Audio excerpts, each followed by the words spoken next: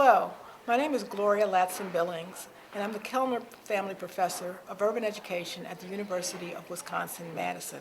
I'm delighted to be able to speak to you in the 2014 Diversity in Research and Practice Conference.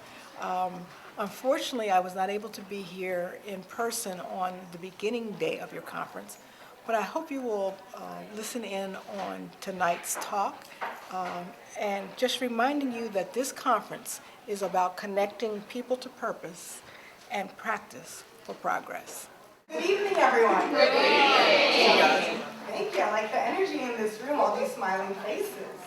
On behalf of the Black Student Network of Teachers College, Columbia University, my name is Christina Dion. I'm the president of the Black Student Network, and I would like to welcome you to our last and best pre-conference event to kick off our 5th annual Diversity and Research Conference. Can we get a round of applause?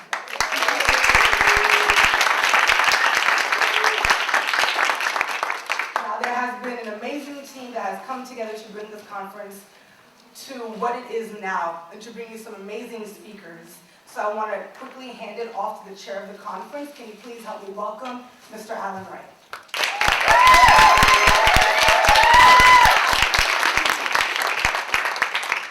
Thank you. So good evening. My name is Alan Wright, and as Christina already told you, I'm the chair. I'm the vice president for academic affairs and the chair of the conference. So that means I have the pleasure of providing this wonderful experience of a platform for everyone to learn and share their knowledge this year. So on behalf of the Black Student Network, I want to welcome you to this pre-conference talk and express our thanks that you chose to be here with us tonight. Two of the most important parts of the Black Student Network's purpose is to encourage high standards of scholastic achievement and also to provide networking opportunities that enhance our professional development.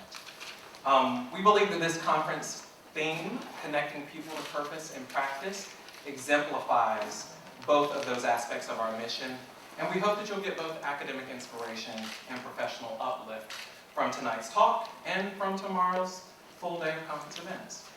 Please review the handout that you received when you entered the room. If you didn't, we have more copies. That's the schedule for tomorrow's conference. If you have other questions, please make sure that you reach out to me or any of the conference planners after tonight's event. And if I can just have my conference planners. So, they really have been incredible. So, given our conference theme, connecting people to purpose and practice for progress, we are exceptionally fortunate to have our pre-conference speaker, Dr. Gloria Ladson-Billings, here with us this evening.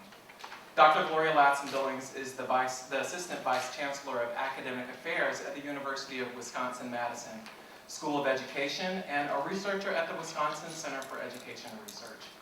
A pedagogical theorist, her research examines sociocultural issues in classrooms and teaching from a stance that recognizes that the power of culture as a means for supporting the education of all children.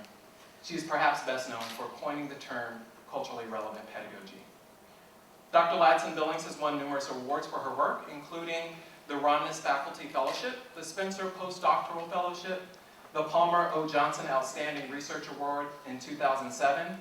She was awarded the Hildell Award, the highest faculty honor given to a professor at the University of Wisconsin for outstanding research, teaching, and service. She received the Distinguished Service Award from Teachers College, Columbia University in 2008. Dr. Ladson-Billings was the president of the American Educational Research Association, the AERA, from 2005 to 2006. As president of the AERA, she highlighted how the term racial achievement gap can unfairly construct students from a deficit orientation. Instead, she suggested the term education debt. This shift in thinking enables us to move toward a discourse that holds us all accountable for the historical, moral, social, political, and economic factors that have disproportionately affected African American, Latino, Asian, and other non-white students. Please join me in welcoming Dr. Gloria Ladson-Billings.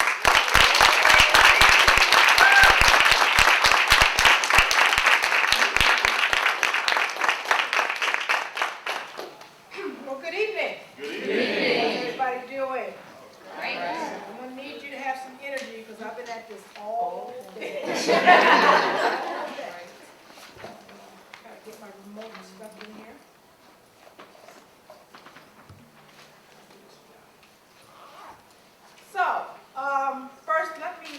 Christina for her leadership and Alan for his hard work on this. And some of you may have known that we originally planned to do this tomorrow morning, but I have a commitment back in Madison. Couldn't find a flight that would get me back in time.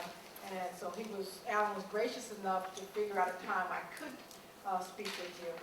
So I'm really glad to be here and really happy to be able to kind of kick off what it looks like going to be a wonderful conference.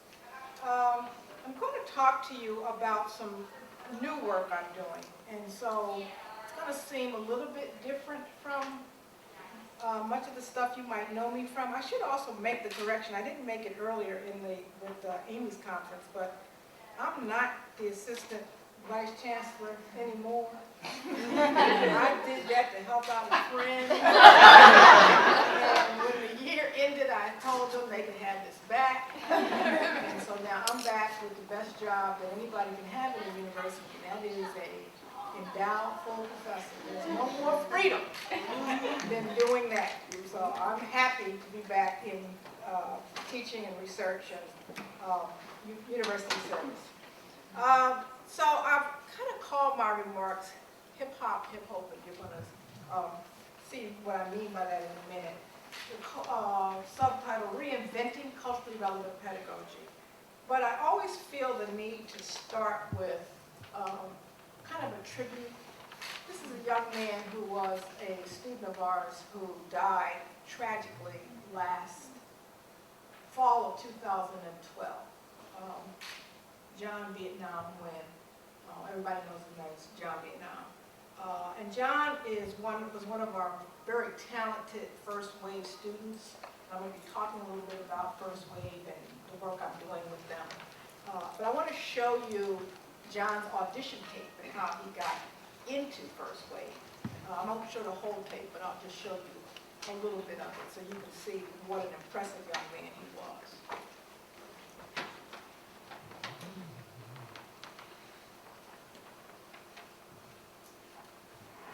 You talking about Dragon Tales. I was talking about Clifford the Big Red Dog.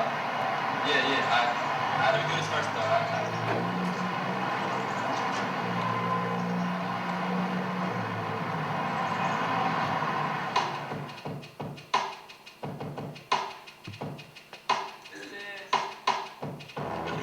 It's like the loss of returning home.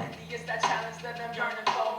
Yeah, it's something I can introspect. Open, I can write it all. I can't repress. I guess that's just the writer's part of practicing emphatically. I channel him trying to write these bars, but can I keep up with too distant like the dying star? Crying from the last breath, writing in the third person. Everybody's so hot. It's cause the earth is burning. So it's impossible. Can I make the scene? Tell me what you know about translating dreams. The shadow of the valley, the shadow of these dreams. What you know about what you can't see. With decisions, wishing I get what's missing, but who listen when he's spitting? Can Lord forgive him for sinning? Every day is a mission, uplifted and gifted the Christ in the present. Scriptures like blitzes, hope this gift you grip the microphone in hand and never let go. Memories of battle and dualities. Now I stand to be the man I be from 94 times, so turns always not you can't just see. Or do I need to clear the scope while my lungs naturally? Can never let it go, can never learn to balance, can never stop these thoughts, still ain't got no answer. Still I ask the questions, do you speak or do you vouch for? Do you stand for what you say or are you lying? The outward, are you trying to hear me? Or do you shut me out? Am I acting foolish? Or is this just my doubts now? There's a lot of things I gotta be fighting to remember. Calling me like Socrates. I say that they project all of my principles. We wonder why we dumb it down to simple flows. Better be phenomenal, but we're so pious. Still holding on till I reach the top. Zion. And that's just part of John's, that's just part of his tape. I didn't let you see his dancing, I didn't let you see his graffiti art. And he really came to us to be a videographer. And so he's just a remarkable young man, and I always just like to pay tribute to him because, it's a huge loss in our community. Right now in Chicago, they have named a street after him because he's just a powerful young man. But for more than 20 years, I've been focused on helping teachers learn from the pedagogical expertise of those teachers who have been successful with African American students. I coined the term culturally relevant pedagogy to describe their work. So typically when people think of me, they either think of that, or if they read the scholarly piece, they think of that piece that was in the American Education Research Journal. But more recently, I've come to see how the culture that invigorates and enlivens today's students, hip-hop, is a primary driver in helping maintain culturally relevant pedagogy's viability and usefulness. So in the talk this evening, I want to describe how hip-hop provides a hope for engaging students in a culturally relevant way to ensure their academic, cultural, and social civic success. I think that the vision of education in the United States is a primary vehicle for economic success. So let me also include that some people also think about me in terms of critical race theory. So that's me and my colleague Bill Tate. We had to marry to write a piece which said race mattered, and it mattered a lot. I can tell you that a lot of people didn't like it, and a lot of the people who didn't like it were not who you think. Okay? Those would be the people on our side who didn't like it at all. But I think we've actually did the right thing by going ahead, and sort of has spurred a bit of a movement in education. And a lot of my colleagues in the law school say that we've been able to go further in education with CRT than they've been able to go with law. So, typically when people think of this notion of culturally relevant pedagogy, it's sort of three things that we focus on. That is that academic achievement, or better said, student learning. I'm not just talking about what kids get on tests, but what do they actually learn is a key feature of culturally relevant pedagogy.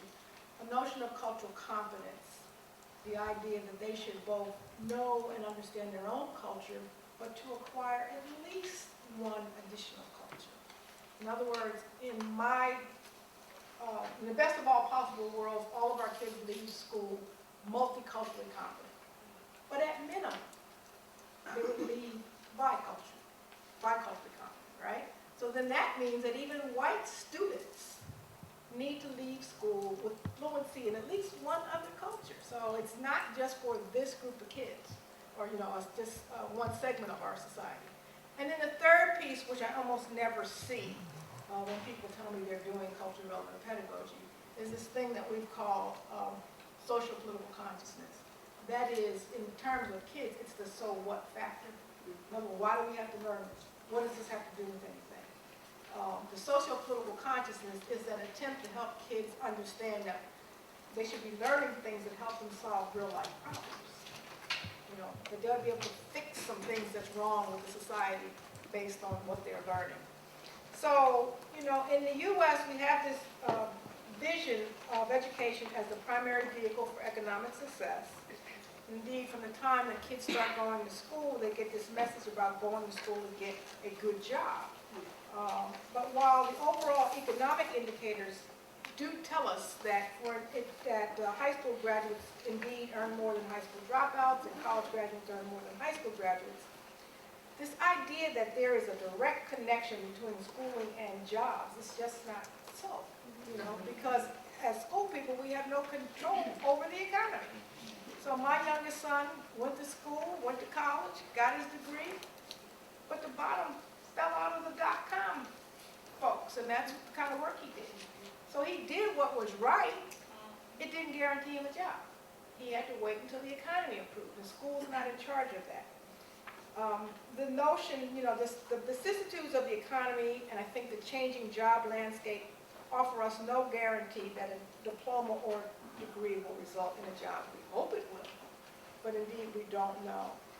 And I make this point to underscore that we have to help students understand that the reason they should seek an education is much larger than to get a job. They ought to understand that their education should be linked to their own empowerment and their own liberation. So as I said, more than 20 years ago, I started investigating teachers who were successful with those students that we think of as failures in our current schools, African Americans. And I came to call the work culturally relevant pedagogy. It serves as a theoretical construct for explaining the kind of education that's more likely to ensure the success of most students, particularly those students who are traditionally underserved by our schools. So it involves these three propositions that I said: supporting student learning, developing cultural competence, and encouraging the socio-political consciousness. That first proposition, the idea of supporting student learning, appears so obvious that it might actually seem unnecessary to talk about it. But I want to make the point that much of what happens in classrooms, and particularly in college and university classrooms, has little to do with what students learn. Instead, the focus is on what teachers cover. In fact, I have a lot of colleagues who are proud that a certain number of their students do not pass. Right? They associate those high failure rates with the sense of increased rigor. They see their courses as sieves that allow only a small percentage of the students to get through. But a culturally relevant approach sees student learning as the goal for every student to be successful. So rather than creating a sieve, someone who would be culturally relevant actually creates a net designed to catch all students. The goal is not coverage, it is mastery. One of the tasks of a course that I offer entitled Culturally Relevant Pedagogy is to go observe teaching in some place other than the School of Education. And my students are encouraged to go to other professional schools. So I send them to the law school, business school, the med school, or other parts of the university so they can go to the College of Letters and Science or College of Agriculture and Life Science. I even encourage them to look at teaching in non-traditional settings, such as a swim class, or Tai Chi, or yoga, or athletic coaching. A couple years ago, one of my students did her observation of teaching in the med school's cadaver lab. I don't know if I have that picture there. No. I did have that picture. And what she described was an excellent example of a teacher who was focused on mastery, not coverage. The lab was comprised of students in groups of 8. 2 of the students had been in the lab earlier and completed the lab on the renal system the day before. Their task was to teach the renal system to the other 6 students. The medical professor and a mortician were also in the lab, and they were going from group to group observing.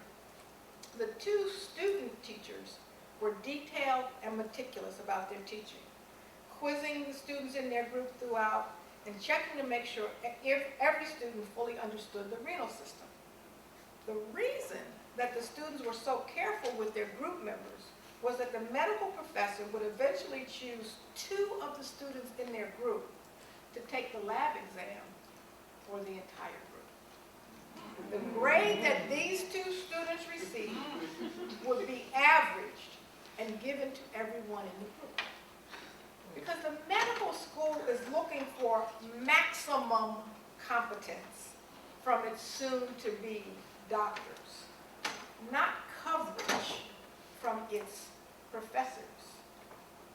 So what might it mean for us to develop teachers who demanded that kind of high-level performance from all of the students? I mean, it just sort of makes sense. You don't want a C student, on the renal system, telling you, I think you got a problem with your kidneys and I'm going to have to go in there and do something. No, not with them C's you ain't doing. Right? But that's sort of the outlook is that we got to make sure everybody's actually here and able to function at a very high level. And so they press their classmates, right? You got to know this because what you do reflects on all of us. The second component is this notion of cultural competence. And it's often misunderstood. When I use this term, I'm referring to one's ability to firmly be grounded in his or her culture of origin and fluent in at least one other culture. For most students of color, this generally means that they develop a deep understanding and an appreciation of their own heritage, history, language, and customs, while also accessing the mainstream culture. But white middle-class students are not exempt from developing cultural competence. And although schools typically cater directly to their culture, they too need to be fluent in at least one other culture. And as I said, in an ideal world, all of our students would leave multiculturally competent. to be able to deal facilely with the cosmopolitan global world in which they'll find themselves. So my son, when he finally did get a job, and he does work in Silicon Valley, he was a very interesting kid coming through high school because he was kind of like a chameleon. He hung out with everybody. I mean, most high schools can draw a map of where everybody hangs, right? Jocks over here, stoners over here, theater geeks over here, the tech geeks here. I mean, that you could do that. And in fact, at his high school, they had done that. And it was in the student paper. So I happened to ask this counselor, I said, so where does Kevin fit? And she looked at the map and she said, wow. Well, I seen him with the jocks. I seen him with the theater kids. Well, I seen him with the tech geeks. Quite honestly, I seen him with the stoners. There was no group that she hadn't seen him in. And the complaint about him was that he was, quote, too social, right? Well, he has a job in Silicon Valley, where his job is to communicate between upper level management and the people in those Tyvek bunny suits in the lab, in the clean rooms. When his company was hit by the recession and they were laying people off, they did lay him off, but they had to call him back because he has, his clients are in Taiwan, Korea, Japan, Germany, and France. And the people were calling and said, well, where's Kevin? And they said, no, we got this. No. Kevin can fix this. We know Kevin knows what to do. So when I talked to him about it, I said, so why are they clamoring for you? He said, I don't know, Mom. He says, I just, I try to pay attention to what people care about. And then I also, try to respond to them. So he said, so when I'm in Germany, I know I'm not getting no sleep because they want to work. Come on, Kevin, we have to get this project done. He said, but in France, he said, they'd be like, oh, Kevin, you work too much. Have another glass of wine. And he's the kind of person who can go with the flow. He has that skill. But I think it's interesting that schools didn't recognize that about him. And that's what I would call being kind of globally conscious. I know the first time he went to London, he just called. He says, Mom, I have fallen in love. I'm going to move over here. I said, love as in a person? He said, no, love as in London. He said, these people don't do nothing but wear black, drink coffee and tea. He said, that's me. I can do this all day. But he just has this flexibility that he can move in and out of culture. And so what I'm saying is that we need to help our kids understand they are going to be in a global environment, and they do need to be able to move in and out of cultural spaces. The third component of culturally relevant pedagogy, the socio-political consciousness, as I said, is the most ignored. Teachers do understand the need to ensure student learning, and some of them are sympathetic to supporting their cultural competence. However, the idea of helping students engage directly in the social and civic concerns of their schools, communities, localities, and nation and the world seem beyond the scope of classroom teachers. So in plain English, I think of this component as the so what factor. That is that students regularly ask us why they have to learn particular things. And we regularly respond with, quote, because you're going to need this one day. By about 4th or 5th grade, they realize that we're lying. And those who are savvy learn, or should I say memorize, what we teach in order to pass our tests and our classes. Those who are less plugged into education will resist in ways that are detrimental to their own academic well-being. So a culturally relevant approach to teaching helps students understand that their learning can be and should be connected to everyday problems of living in a society that's deeply divided along racial, ethnic, linguistic, economic, environmental, social, political, and cultural lines. And they should be learning that education can and should help alleviate those problems. That indeed is the whole point that Thomas Jefferson had in mind when he talked about the need for educated citizenry. So now I'm at this evolution of culturally relevant pedagogy. I'm standing here before you more than 20 years past my first inquiries on culturally relevant pedagogy. And I'm finding that the notion of culturally relevant pedagogy, at least my understanding of practice of it, is evolving in some new and exciting ways. Those new ways are what I want to focus the remainder of my remarks on. That is how culturally relevant pedagogy can meet the needs of new century students and their teachers, regardless of level. That is from elementary school through graduate education. So one of the things is, I always ask this question, how many of you are on Twitter? Okay. See, if you're going to be working with new century students and you're not on Twitter, you're just not in the game. You're just not in the game, because that's where they are. They're on Instagram, they're on Twitter, they're on Tumblr, you know. Of course, the 40-year-old plus people, we're on Facebook too, right? The kids ain't on Facebook, and they'll move on past Facebook. So, like I said, if you're not there, you're already behind the curve of new century students. We're looking at what I would call the most technologically astute, plugged-in, globally connected generation that the world has ever seen. But when I talk to most teachers and when I go into most schools, I see signs throughout admonishing the students against cell phone use. In the school that I attended a couple summers ago in Indianapolis, I walked into a classroom that had a sign on the door that said, no cell phones, no cell phones, no cell phones. And I really wanted to scream at the top of my lungs, it's not a phone, it's a computer. And that old school flip phone you got, that's a phone. But the kids have computers. This totally different understanding of devices is but one example of how new century students are different from their counterparts of earlier generations. Each year, the Beloit College in Beloit, Wisconsin, conducts what's called the Mindset List for its incoming freshmen. And a couple years ago, I grabbed some things off the 2016 Mindset List, and it included the following. That is, that they have, okay, I'm missing some stuff, but I'll tell you what they are.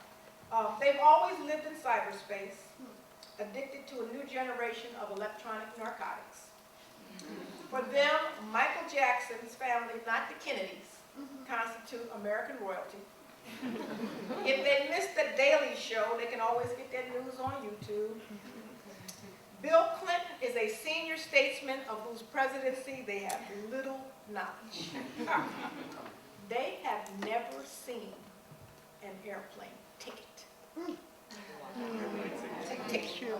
There is something called a ticket, not just a boarding pass. You have to have a ticket.